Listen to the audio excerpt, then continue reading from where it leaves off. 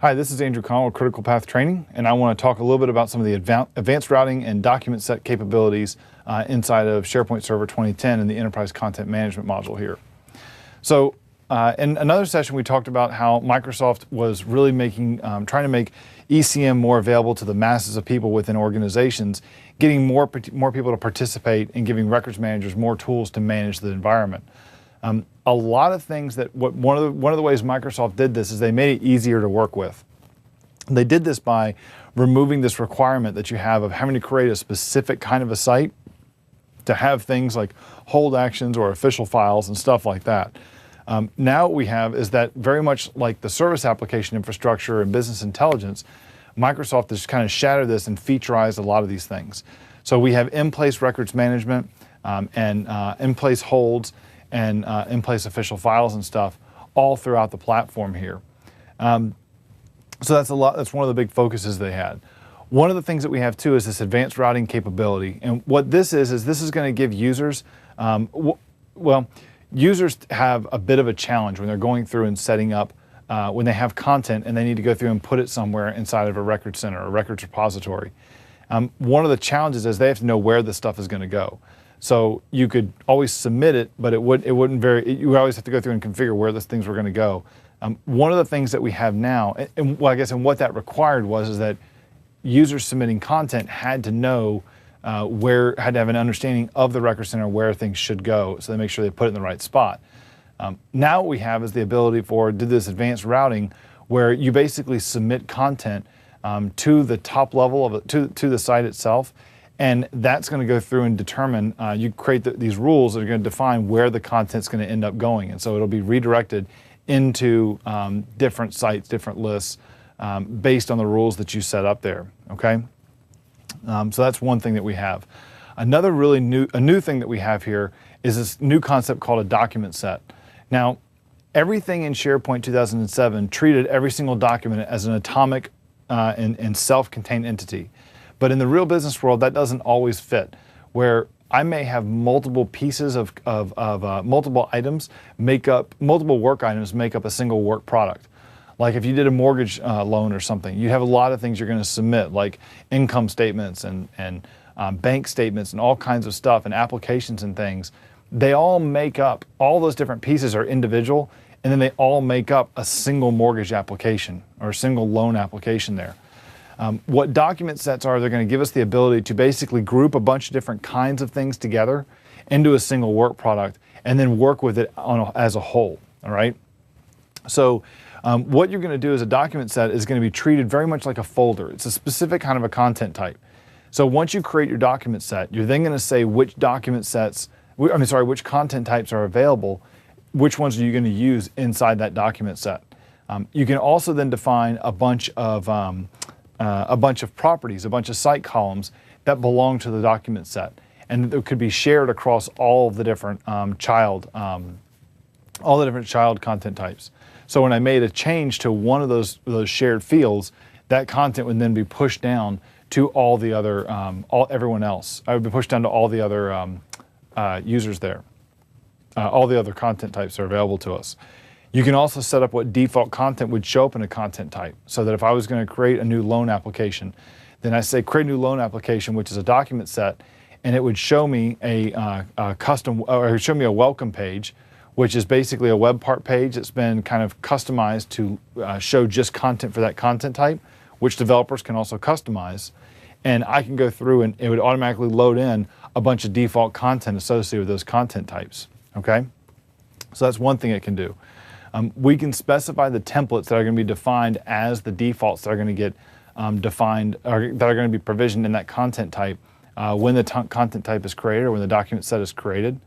And then you can also do, now one of the neat things about these document sets is that the items inside of the document set can be treated individually. They can have their own permissions, they can have their own versioning, they can participate in their own workflows. But then the cool thing is that document sets as a whole, it's gonna package everything up together, and we can version the entire document set. We can have the entire document set have a workflow applied to it. We can even go through and even download a copy of that document set, which is going to package everything up into a zip and then deliver that back. or stream that down to the user. The versioning is neat though, because I can always jump back and see what all the version of all the documents were at any given time as a whole atomic unit there, right? I've already talked a good bit here about workflow, to where I can have a workflow, and there's also new specific activities that are defined for document sets that I can use inside SharePoint Designer for creating workflows that work with document sets as well. So let's go through and take a look at how these document sets work and create a custom one as well. So in this demo, we're going to take a look at how we can go through and create document sets in SharePoint. So what we're first going to do here is we need to define 2 child content types that we're going to use inside of it. But before we even go there, we need to make sure we turn on the document set capability inside SharePoint. So to do that, I'm going to go to Site Actions and go to Site Settings. And under the Site Collection features, we have this document sets capability right here. I'll go through and click on document sets,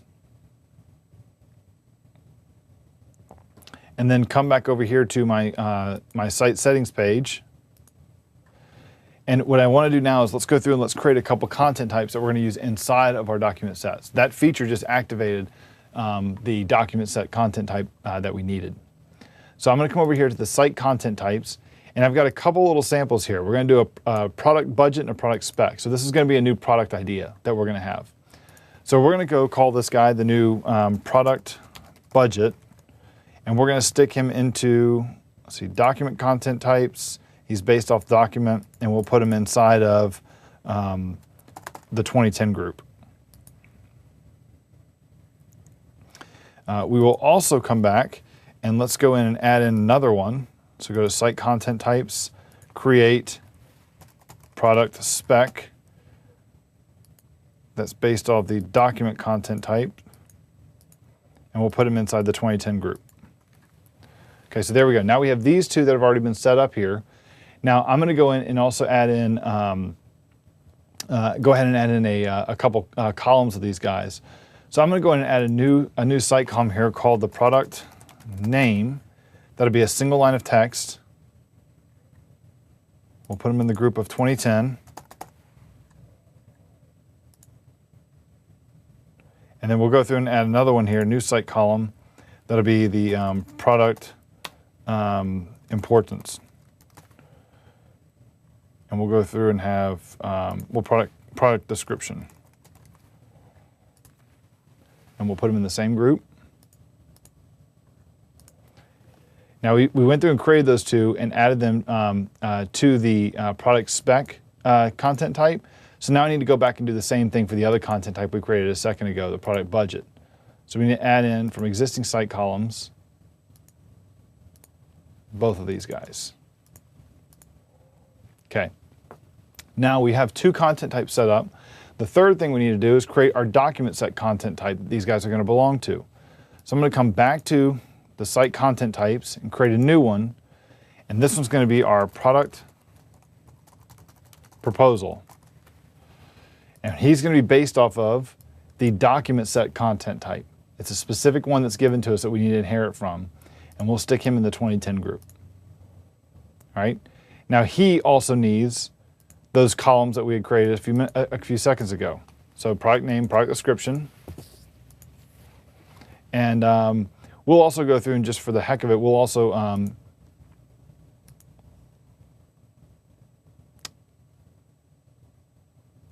actually, I think we'll just leave it as is. We'll just leave it like this.